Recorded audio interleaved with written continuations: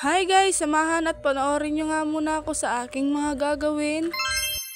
Kinuha ko na nga rin pala tong malinis na kaldero at nilagay ko na nga rin pala dito yung bigas. Sakto nga lang din pala yung sasaingin namin dahil wala naman sila papa at gabi pa yun uuwi. Nag-iwan nga lang din si papa ng pera para sa pambili ng ulam. Alas 9 pa nga lang pero pinagsaing kagad ako ni mama. Paano ba naman kasi mga makakalimutin kami minsan pa nga anong oras na kami nagsasaing. Minsan nga 11 na or kaya 12. Kaya ginagawa ni mama ina-advance siya talaga kaya alas 9 talaga kami nakakasaing ngayon. Hinugasan ko na nga rin pala tong bigas para nga maisalang ko na. Medyo mahina nga yung tubig kasi nga may nag-iigib dito sa labas. Nagpapaigib nga lang din pala kami ng tubig dahil nga pag wala kaming pambiling bigas doon nga lang din namin kinukuha. Kaya nga minsan napakalaki talaga ng bill namin sa tubig. Pero malaking tulong din naman yun sa amin sa mga nag-iigib. At heto na nga, sinalang ko na nga rin pala itong nahugasan kong bigas. Binuksan ko na nga rin pala itong kalan at hininaan ko nga lang yung apoy dyan para nga hindi masunog. At nang matapos na nga ako, malinis na nga dito sa bahay. Dahil nga kakatapos nga lang din ni mama maglinis.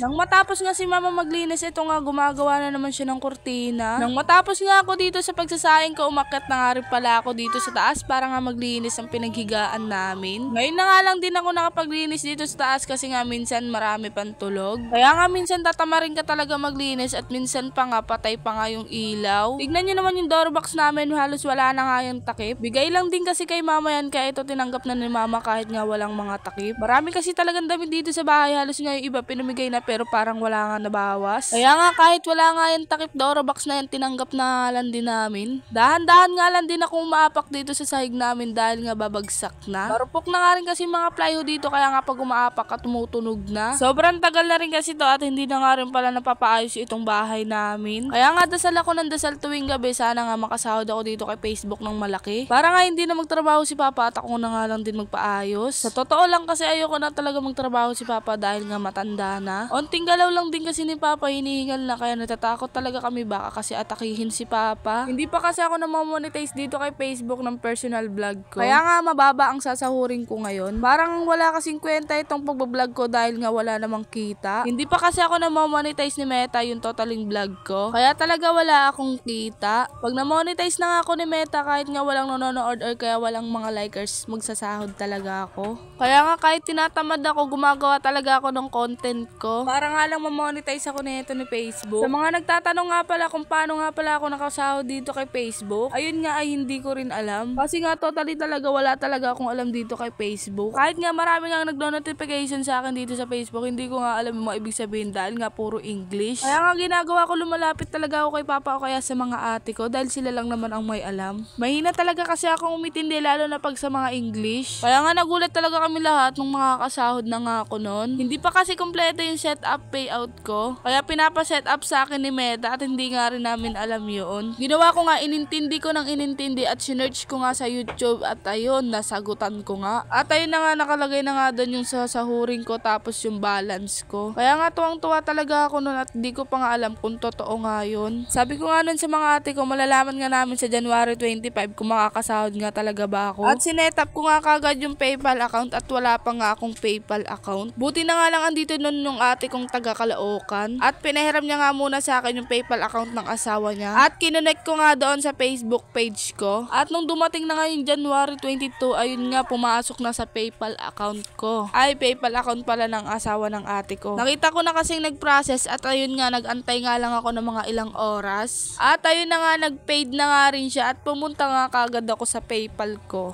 PayPal ko, nang pagka-open ko nga ng PayPal na yun, ayun na nga, nandun na nga yung sahod ko. Kaya sigaw talaga ako ng sigaw nun na parang odnoy te. Kasi first time nga lang kasi diba te? First time lang kasi ako makahawak ng 10,000 na pera ko talaga be. Nakahawak naman din ako ng 1 million be. Ayun nga yung may Pacquiao yung papa ko be. At ayun nga yung pera na mga hawak niya kaya nakahawak na ako ng 1M be. At tama na nga yung kwentuhan be, tapos na nga rin ako. Sa lahat nga ng mga kanood neto, thank you po sa walang sawang panonood ng aking vlog kahit nga walang kakwenta-kwenta be. At ayun nga, hanggang dito na nga lang muna ako. Thank you, bye bye!